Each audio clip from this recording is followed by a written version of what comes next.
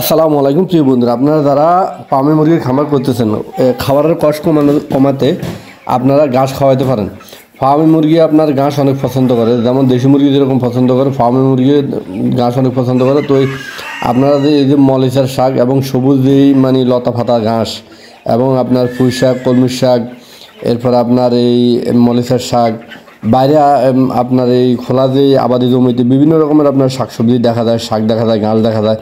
এখান থেকে আপনার ঘাসের যে আপনার নরম যে উপরের অংশটা, ওই অংশটা আপনারা কেটে নেবেন। কেটে নিয়ে ছোট ছোট করে কুচি করে দিবেন।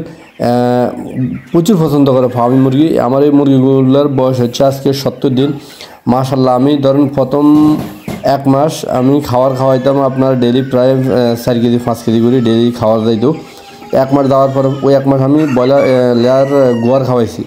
1 মাস পর থেকে আমি আস্তে আস্তে এই মুরগিগুলোকে ঘাস খাওয়ান শুরু করি।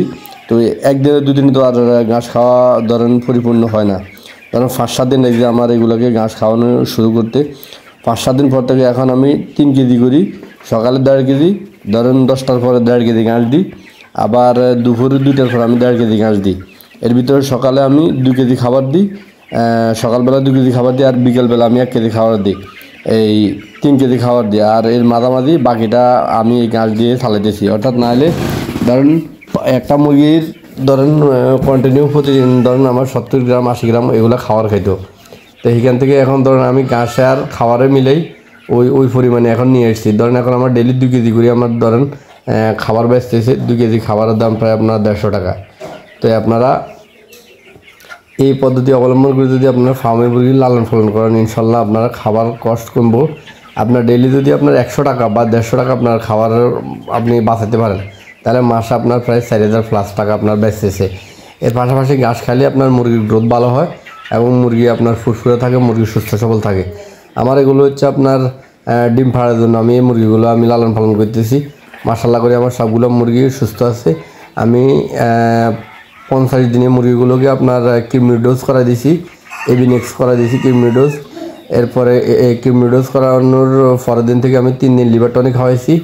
এরপরে আমি 60 দিনে মুরগিগুলোকে আপনার আবার ভ্যাকসিন করা দিয়েছি, আপনার RDB ভ্যাকসিনটা করা দিয়েছি রানের মাংসে।